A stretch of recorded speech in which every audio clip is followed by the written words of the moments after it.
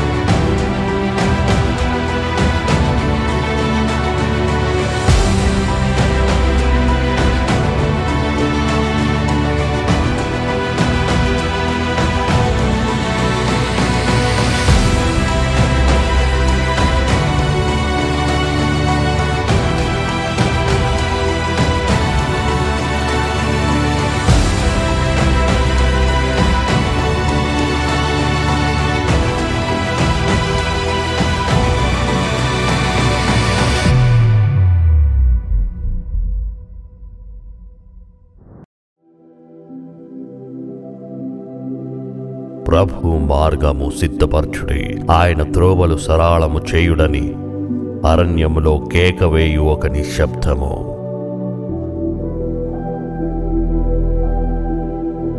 నా వెనుక వచ్చుచున్నవాడు నాకంటే శక్తిమంతుడు, ఆయన చెప్పులు మోయటకైనను నేను పాత్రుడను కాను.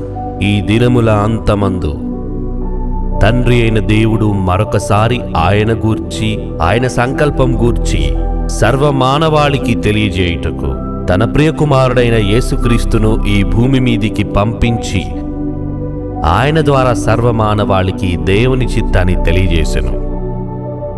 సర్వజనులారా ఆలకించుడి. సామాన్యులేమి, సామంతులేమి, ధనికులేమి, దరిద్రులేమి, లోక నివాసులారా మీరందరూ ఏకముగా కూడి చెవియొగ్గుడి. యేసుక్రీస్తుల వారు సర్వమానవాళికి బోధించినది ఏమనగా, యావత్ భూమి మీద కాపురముండుటకు ఒకని నుండి ప్రతి జాతి మనుషులను సృజించిన దేవుడు ఒక్కడే. ఆయనే మీ అందరి నిజమైన తండ్రి.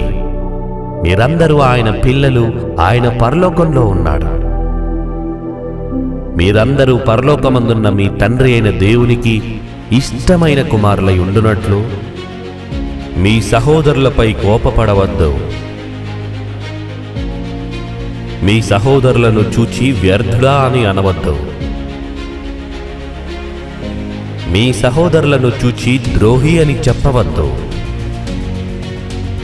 నీ సహోదరులలో ఎవరైనా నిన్ను కుడి చెంప మీద కొట్టువాని వైపుకు నీ ఎడమ చెంప కూడా త్రిప్పుము. మీలో ఎవరైనా మీకు శత్రువుగా మారిన ఎడల మీ శత్రువులను సైతం ప్రేమించుడి. మీ సహోదరులలో ఎవరైనా మిమ్మును హింసించిన ఎడల వారి కొరకు ప్రార్థన చేయుడి. స్త్రీని మోహపు చూపుతో చూడవద్దు, ఎందుకనగా ఆమె నీ సహోదరి. భూమి మీద మీ కొరకు ధనము కూడబెట్టుకొనక 2 అంగీలు గలవాడు ఏమీయూ లేనివానికి ఇయ్యవలెను. మరియు తండ్రి యొక్కయు కుమారుని యొక్కయు పరిశుద్ధాత్మ యొక్కయు నామములోనికి బాప్తిస్మము పొందుడని దేవుడు ఆత్మ గనుక ఆయనను ఆరాధించువారు ఆత్మతోనూ సత్యముతోనూ ఆరాధింపవలెనని ఆయన తన బ్రతుకులో చూపించి పాపము చేయకుండా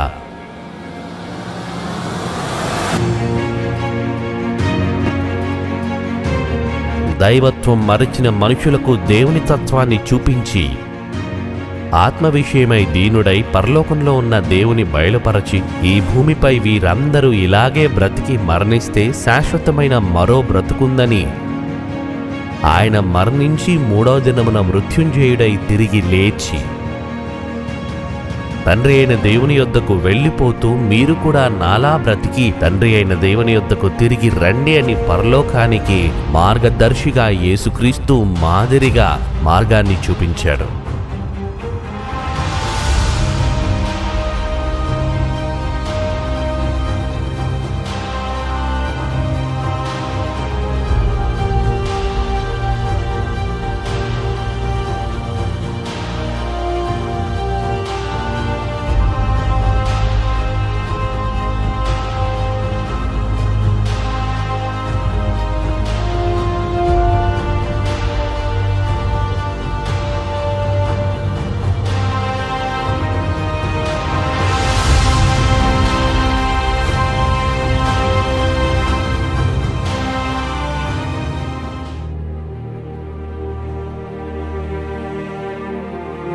తరము వెంబడి తరము గతించుచున్నది, కాని భూమి ఒక్కటే ఎల్లప్పుడూ నిలుచున్నది.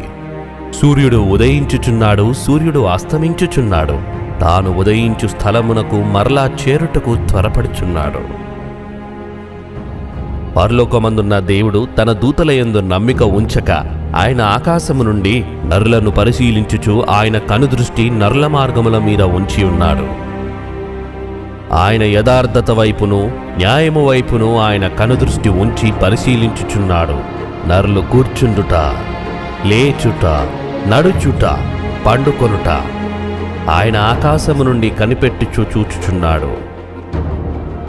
భూమి మీద నరులు తమ అక్రమ విషయంలో నరమాత్రులై తమ ఆలోచనలను అనుసరిస్తూ చెడు మార్గమున నడుచుకొనుచు దేవునికి లోబడనొల్లని ప్రజలై వివిధమైన తంత్రములు కల్పించుకొని అక్షయుడగు దేవుని మహిమను క్షేమగు మనుషుల యొక్కయు, పక్షుల యొక్కయు, చతుష్పాద జంతువుల యొక్కయు, పురుగుల యొక్కయు ప్రతిమా స్వరూపముగా మార్చిరి. అట్టివారు దేవుని సత్యమును అసత్యమునకు మార్చి సృష్టికర్తకు ప్రతిగా సృష్టమును పూజించి సేవించిరి. మరికొందరైతే ఆకాశమునంటూ గొప్ప కట్టడములను నిర్మించి పేరు సంపాదించుకుని వారైది, కాని భూజంతువుల కంటే మనకు ఎక్కువ బుద్ధి నేర్పుచు ఆకాశ పక్షుల కంటే మనకు ఎక్కువ జ్ఞానము కలుగజేయిచు మనల్ని సృజించిన దేవుడు ఎక్కడ ఉన్నాడని ఆయన గూర్చి తెలుసుకుందాం రండి అని విచారించని వారైది. మరికొందరైతే దేవుడు లేడని, కీడు మనకిక రాదని బుద్ధిహీనులుగా తమ హృదయంలో వారెల్లప్పుడూ యోచించుచు భయము మానుకొని నివాసయోగ్యమైన భూమిని విడుచుచు దేవునికి కోపము పుట్టించిన వారైది. కొందరు స్త్రీలు సైతము తమ స్వాభావికమైన ధర్మమును విడిచి స్వాభావిక విరుద్ధమైన ధర్మమును అనుసరిస్తూ, అటువలే పురుషులు కూడా స్త్రీ యొక్క స్వాభావికమైన ధర్మమును విడిచి పురుషులతో అవాచ్యమైనది చేయుచు దేవుని దృష్టికి బహు పాపులై తినుటకును త్రాగుటకును ఆడుటకు లేచిరి.